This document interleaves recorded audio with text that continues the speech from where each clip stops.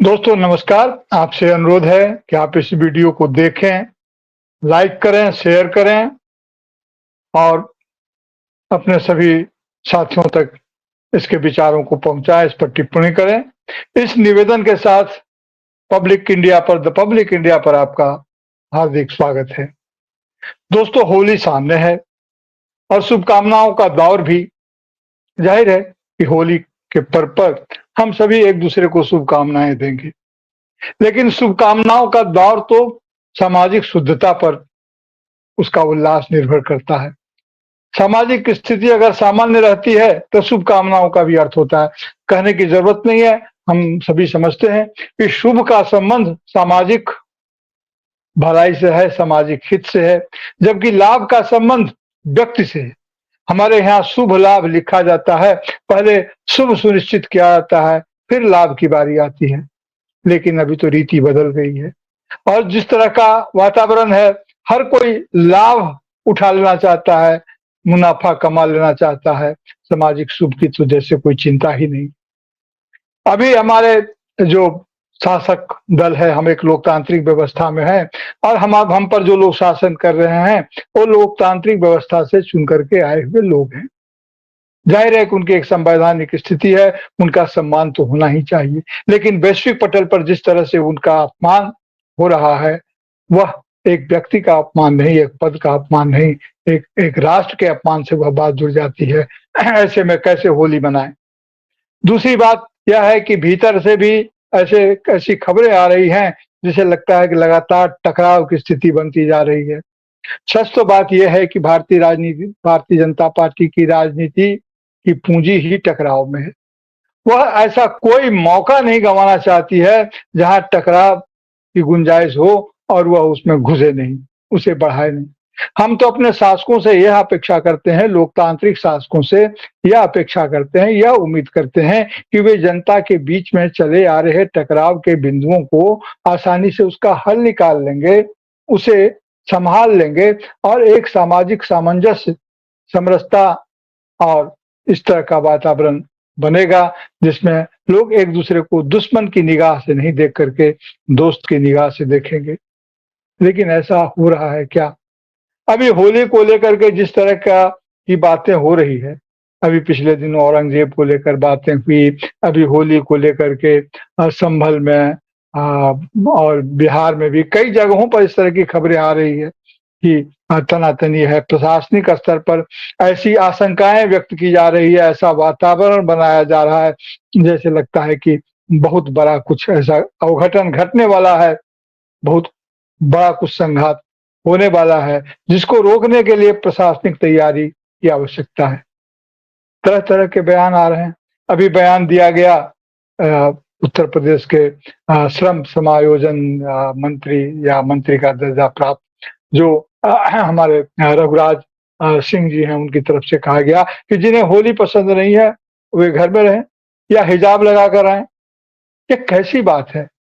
क्या इन मामलों का हल प्रशासनिक स्तर पर निकलेगा या सामाजिक स्तर पर गली मोहल्ले में जो इस तरह की जो कमिटियां होती है, वहाँ के जो लोग हैं, जो नागरिक समाज के लोग हैं, वे आपस में तय करते हैं कि हमें कैसे एक दूसरे के साथ सहयोग करना है।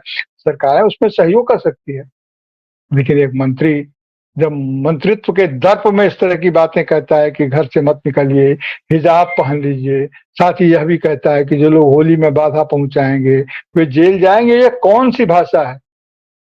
बिहार में भी तैयारी हो रही है। अब वहाँ पर नेता प्रतिपक्ष विधानसभा में तेजस्वी यादव जी बार-बार कह रहे हैं कि देखते हैं होली में किस प्रकार से लोग खरमंडल करते हैं, किस प्रकार से विघ्न बाधा पहुँचाते हैं। तो ये हो क्या रहा है? हम क्या सिर्फ आपस में लड़ने के लिए हैं? अरे अंग्रेजों ने हमें बाँटो और राज करो की नीति के तहत हमें बाँटा और हम पर राज किया, वो तो ठीक है।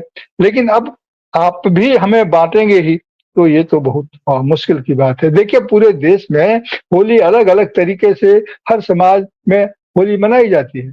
दक्षिण भारत में एक रंग है, हमारे पश्चिम बंगाल में एक दूसरा रंग है। पश्चिम बंगाल में तो डोल यात्रा होता है, होली का नहीं, डोल उसी दिन होता है, लगभग उसी तरह से होता है, लेकिन यहाँ डोल यात्रा कहते हैं। डोल यात्रा मतलब उस दिन राधा कृष्ण की डोली वगैरह निकलती है। और नहीं, पहले पुरानी जो परंपरा थी, रंग अबीर से लोग उसको खेलते हैं। यहाँ कादो कीचड़ का वैसा बंगाल की होली में, पश्चिम बंगाल की होली में वैसी होली नहीं मनती है जैसे बिहार वगैरह में मनती है। और फिर यहाँ विश्व भारती जो है रविन्द्रनाथ टैगोर जहाँ पर थे, तो उन्होंने जो है सो इसको बसंत उत्सव के रूप में मनाना शुरू किया। हमारे प्राचीन ग्रंथों में अगर जाइएगा, प्राचीन समय में अगर जाइएगा, कई जगह इसकी चर्चा आई है, उपन्यासों में, लेखों में, शोधों में, कि होली एक उत्सव की तरह होली को लोग मनाते थे। और वो महीना भर चलने वाला था, वो रंग का था, वो प्रकृति का, वो पलाश के फूल के रंग से लोग नहाते थे। हम एक दूसरे को सराबोर करते थे। तो हमारे यहाँ राधा और कृष्ण की होली, मथुरा में एक अलग ढंग की होली होती है। बरसाने की होली तो आप जानते हैं, कहीं लठमार होली होती है। लेकिन ये क्या मामला है, ऐसी होली तो कभी नहीं होती थी, ऐसी होली तो कभी नहीं होती थी कि लोग एक दूसरे पर सचमुच में टूट पड़े, एक दूसरे के प्रति दुश्मनी का भाव लेकर आ जाए, एक दूसरे से इतना खतरा हो जाए कि सामने पुलिस आकर के उसे संभाले। अरे हम इस देश का क्या करेंगे? भारत जीतता है तो सबको खुशी होनी चाहिए। यह कहना बड़ी सीधी सरल बात है कि भारत के जीतने पर, क्रिकेट के मैच की बात हो रही है कि भारत के जीतने पर तो पथराव क्यों किया गया? सही बात है, जीतने पर तो हर किसी को खुशी मनाना चाहिए, खुशी मनाई जानी चाहिए। लेकिन यह क्या, अगर भारत जीत गया तो खुशी मनाएंगे, तो इस खुशी में क्या आप दूसरे के अधिकार को अतिक्रमित करेंगे, दूसरे को बाधा पहुंचाएंगे? और वह अगर प्रतिकार करे या उधर से कोई ऐसी बात हो जाए जो नहीं होनी चाहिए, तो आप ये कहेंगे कि ये भारत की खुशी में ये बाधा पहुंचा रहे हैं और इस तनाव को कहीं से कहीं ले जाकर के पटक देंगे। ये तो ऐसा तो नहीं है, ऐसा नहीं है। क्या लोग नहीं समझते हैं? लोग बिल्कुल समझते हैं। इसलिए देखिए, वो होली तो अपने ढंग से मनेगी ही। इधर हमारे सामने चुनाव है, राजनीति, हम लोग राजनीति पर बेसी बात करते हैं, स्वाभाविक है। लेकिन राजनीति को तो आज इन्हीं सब चीजों से आच्छादित कर लिया गया है। अंग्रेजी का एक शब्द है कल्चरिसाइड्स। ये जो संस्कृति संहार की जो प्रक्रिया है, ये जो सांस्कृतिक वर्चस्व की जो राजनीति है, और सांस्कृतिक वर्चस्व की राजनीति में क्या है? होली तो ठीक है, लेकिन अब देखिए, आसान है कितना कह देना कि कलवा तो इतना काला है कि उस पर रंग नहीं चढ़ता है, काले पर रंग नहीं चढ़ता है। आसान है कितना कह देना कलवा तो इतना काला है, उस पर रंग नहीं चढ़ता है। लेकिन सच्ची बात तो यही है, होली में भी बाभन मुसहर का फर्क बना रहता है। उस फर्क को हम कब मिटाएंगे? उस सामाजिक न्याय को हम कब सुनिश्चित करेंगे जहां शुभकामनाओं का सार्थक आयाम बनेगा, जहां लगेगा कि सचमुच हम शुभ की तरफ बढ़ रहे हैं। अभी राहुल गांधी जी वोटर लिस्ट की बात कर रहे हैं, पूरा विपक्ष, देश की जनता, जो वोटर लिस्ट, चुनावी जो लिस्ट होती है, मतदाता सूची, उसकी पवित्रता या उसकी शुद्धता और को लेकर के चर्चा कर रहे हैं कि कैसे इसे चुनाव आयोग से बार बार मांगे जाने पर भी चुनाव आयोग इसे उपलब्ध नहीं कर पा रहा है, या विपक्ष पर की आवाज पर, विपक्ष की मांग पर कान नहीं धर रहा है। अद्भुत है। ठीक है, वो कहते हैं कि सदन में जब चर्चा हुई तो कहते हुए पाए गए स्पीकर महोदय, अध्यक्ष महोदय, कि हम सरकार मतदाता सूची नहीं बनाती है। अरे ये कैसी बातें हैं, सरकार नहीं बनाती है? जो चुनाव आयोग हैं हमारे, वो तो एक्सटेंडेड सरकार हैं, सरकार के बढ़े हुए हाथ हैं, सरकार के ही एक हाथ हैं। अगर वो सरकार नहीं है तो चुनाव के समय में तो सारे सरकारी मशीनरी उनके आदेश के अधीन कैसे हो जाती है? जैसे सरकार के अधीन होती है वैसे उनके अधीन हो जाती है। तो ये कहना कि नहीं जो है एक तकनीकी लाभ, अगर कोई तकनीकी उसमें नुकता हो तो वैसे संविधान विशेषज्ञ बताएंगे, चर्चा करेंगे। लेकिन मुझे तो एक नागरिक के रूप में यही लगता है कि हमारे लिए तो यहाँ से वहां तक सारी व्यवस्था ही सरकार है, और उन पर सरकार की शक्ति उनके साथ काम करती है। सरकार के दबाव में वो नहीं है, वही सरकार है। बहरहाल इस पर लोग देखें क्या होता है, लेकिन नागरिक इसको लेकर के काफी चिंता है। मैं आपको एक अनुभव बताता हूँ, मतदान कैसे होते हैं। मतदान की जो राजनीतिक प्रक्रिया है, जो प्रशासनिक प्रक्रिया है, वो दोनों का अनुभव आप लोगों में से बहुत सारे लोगों को होगा। और हो सकता है भिन्न अनुभव भी हो। देखिए, जब चुनाव की तैयारी होती है और जो वोटर लिस्ट आ जाता है, तो जो इलाके के में जो रोज़ी-रोज़गार जो असंगठित क्षेत्र के मज़दूर हैं, जो बाहर से आए हैं, ख़ास करके हिंदी भाषी इलाकों से आते हैं या जो अन्य प्रदेशों से आते हैं, जो रोज़ी-रोज़गार का काम करते हैं, उनके अपने रहने की जगह नहीं होती है।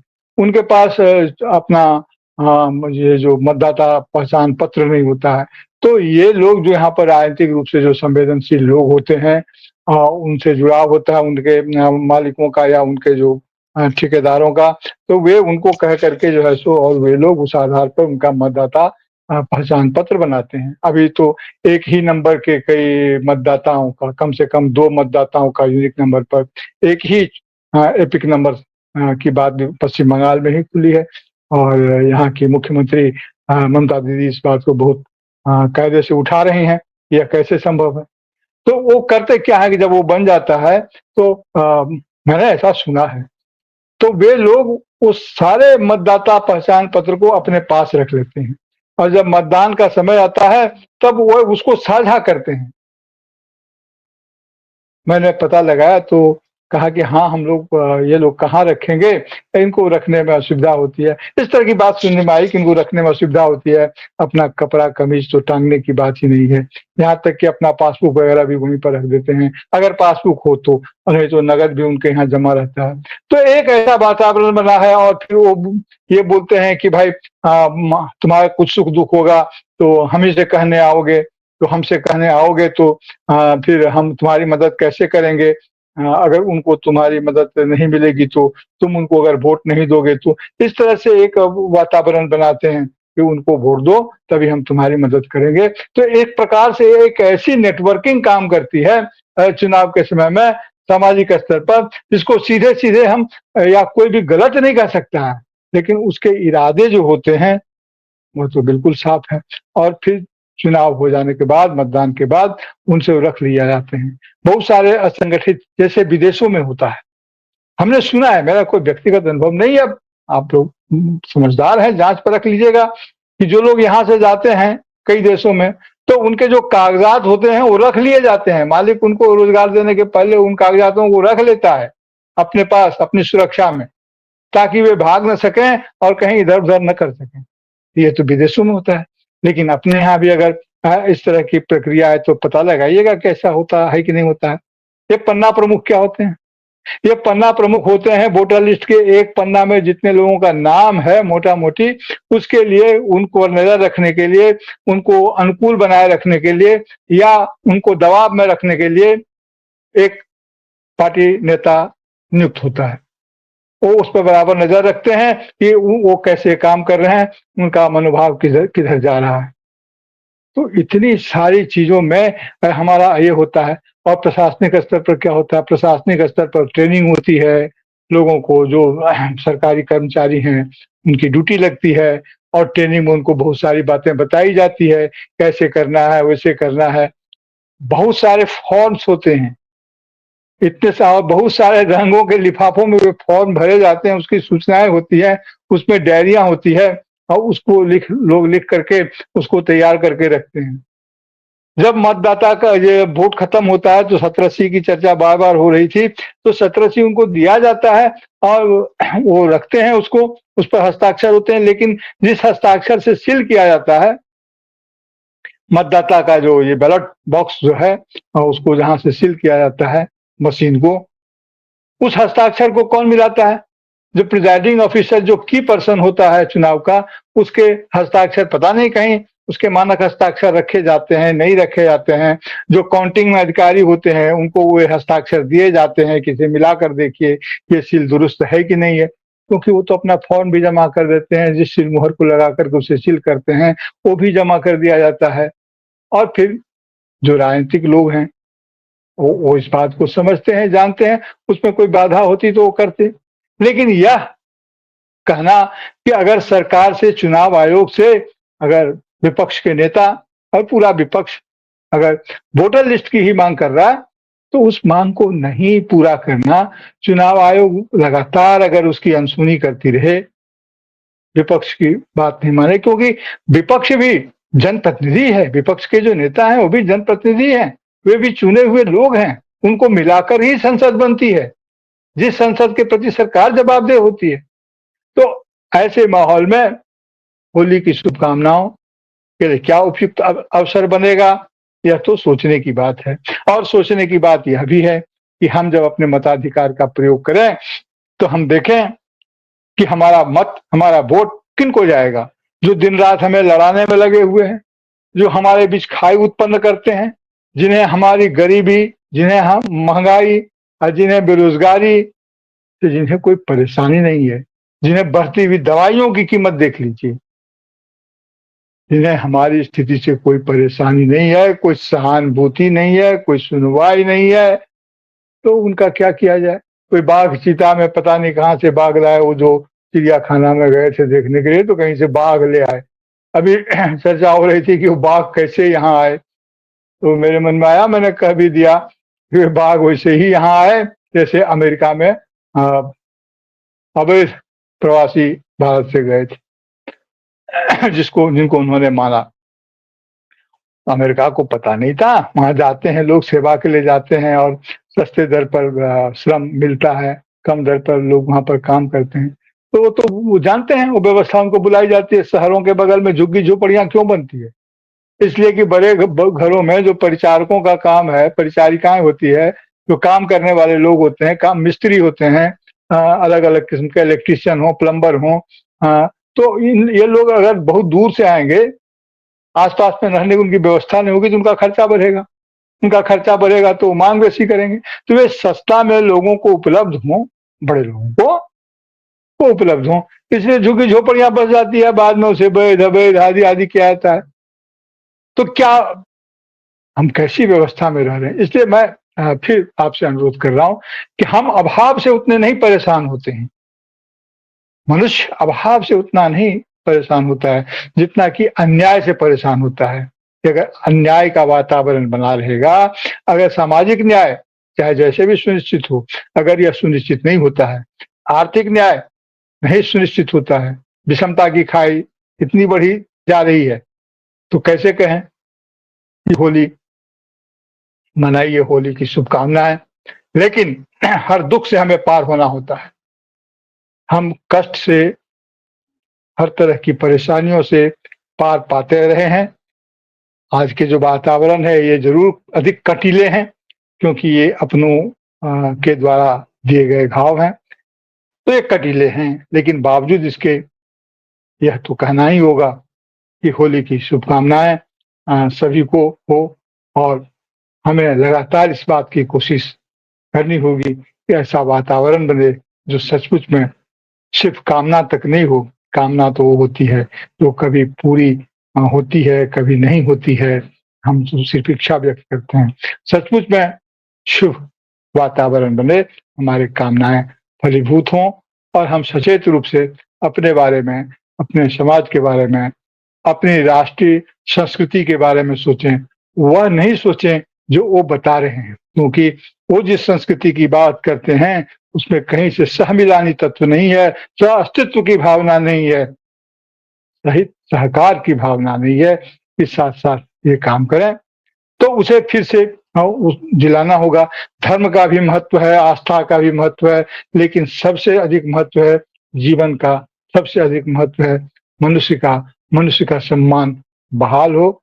और सचमुच में होली हो या ईद हो, कोई भी पर्व हो, वो शुभ हो, और शुभ का वातावरण हो, और लोगों के चेहरे पर मुस्कान हो, तो यह जरूरी है। इसलिए बहरहाल तमाम आंतरिक पीड़ाओं और आशंकाओं के बीच आप सभी को होली की शुभकामनाएं। आप हमारे इस वीडियो को देखें, पसंद करें, लाइक करें, इन विचारों पर सोचें, मित्रों में बात करें, इसे साझा करें, अधिक से अधिक लोगों तक पहुंचाएं, ये आपसे गुजारिश है। जी धन्यवाद।